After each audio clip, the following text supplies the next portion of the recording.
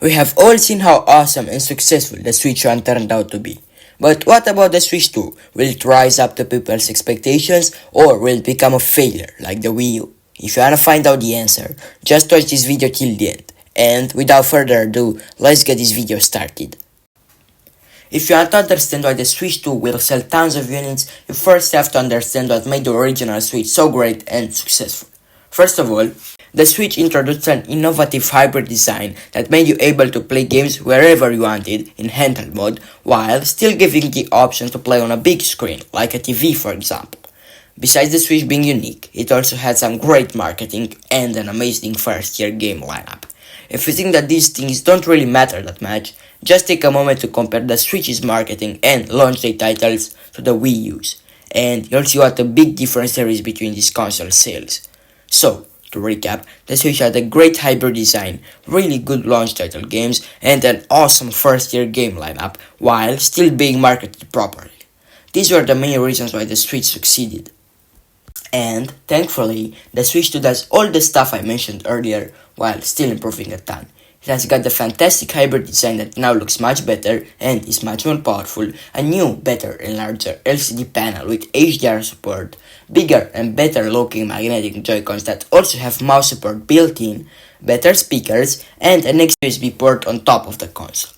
Also, the first tier games lineup looks like it's going to be wonderful.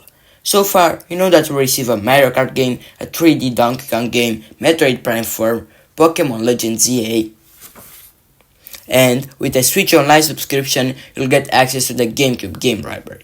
Besides this, we'll also be able to buy AAA third-party games like Elden Ring and Cyberpunk. Thankfully, the advertising was done properly, so many people now know how awesome the Switch 2 will be. But there is quite a big problem: the prices. Now, the base Switch 2 version will cost $450. And for an extra $50, you'll be able to buy a bundle which contains Mario Kart World. The big prices don't end here. The accessories will also be expensive. The Pro Controller 2 will cost $80, the webcam used for GameChat will cost $50, and some games will even be sold for $80. An example of this type of game is Mario Kart World. So we all know the fact that these games truly are pricey. But will they really stop people from buying the newest, best looking and controlling video game entry from their favorite series? Let's take Mario Kart World as an example. Mario Kart is one of the best selling Nintendo franchises ever, and Nintendo knows this. So they decided to provide a lot of value in their newest racing game, and by doing this they'll be able to increase the price tag. By doing this, people will now be tempted to buy full price and eventually just buy the game. Even though not as many people will buy Mario Kart, there won't be that big of a problem because they now need to sell far less units to reach the profits that Mario Kart 8 Deluxe managed to create.